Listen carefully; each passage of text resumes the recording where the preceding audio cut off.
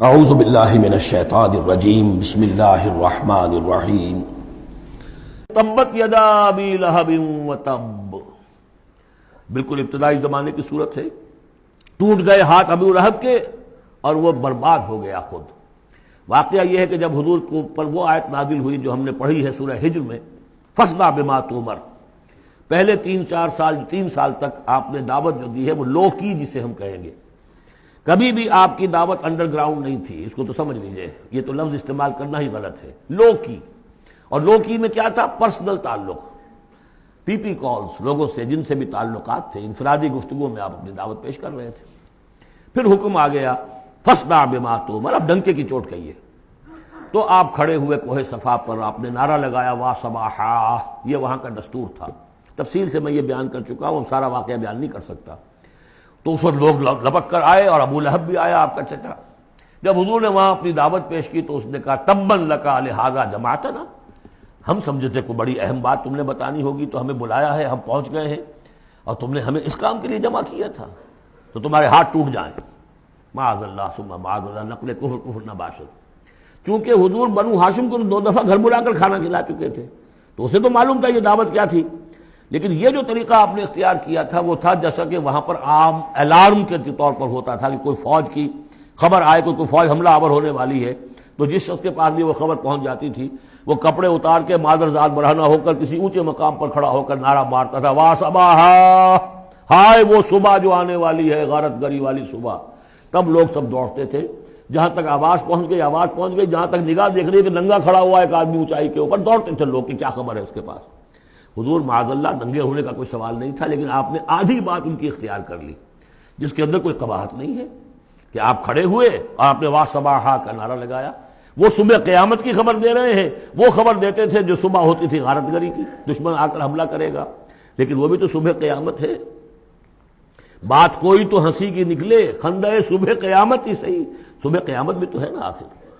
تو اس نے کہا آپ تمہارے ہاتھ ٹوٹ جائیں، تم نے اس کام کے لیے بلایا تھا۔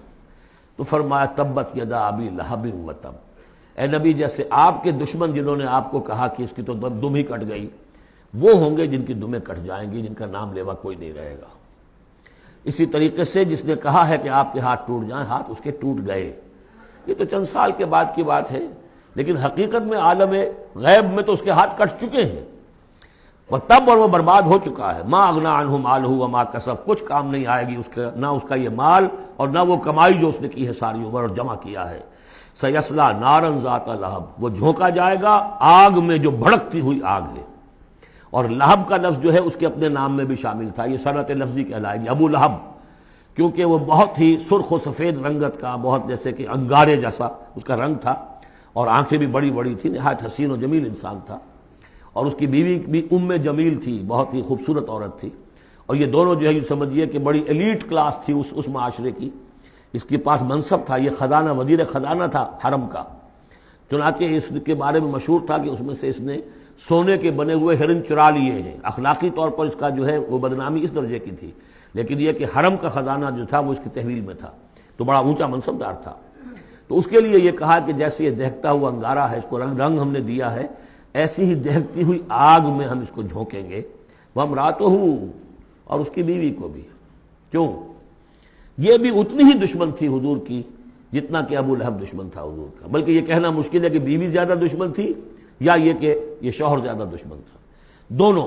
اور میں بتا چکا ہوں آپ کو سورہ تحریم میں جو 3 مثالیں آئی تھی، بہترین عورت بدترین مرد کے گھر میں، فرعون کی بیوی آسیہ، بدترین عورتیں بہترین لوگوں کے گھر میں، بیوی حضرت نوح کی اور بیوی حضرت لوط کی۔ ایک وہ جو نیک سرشت تھی اور نبی کی گود میں پلی، وہ حضرت مریم سلام علیہا، اور یہ بدترین شوہر اور بدترین بیوی۔ وامرأتہ حمالۃ الحطب، جو اٹھانے والی ہوگی ایندھن کو۔ عام طور پر لوگ سمجھتے ہیں کہ وہ بخیل تھی، وہ ایندھن لے کے آیا کرتی تھی، یہ بات نہیں تھی، وہ بڑی اس معاشرے کی جو ہے وہ بڑی، جس کو آپ فرسٹ لیڈی کہتے ہیں، اس طرح کی خاتون تھی۔ اصل مطلب یہ ہے کہ یہ اس وقت جو حرکتیں کر رہی ہے یہ اپنے شوہر کے آگ کے گڑھے کو اور بھڑکانے کے لیے ایندھن لا رہی ہے۔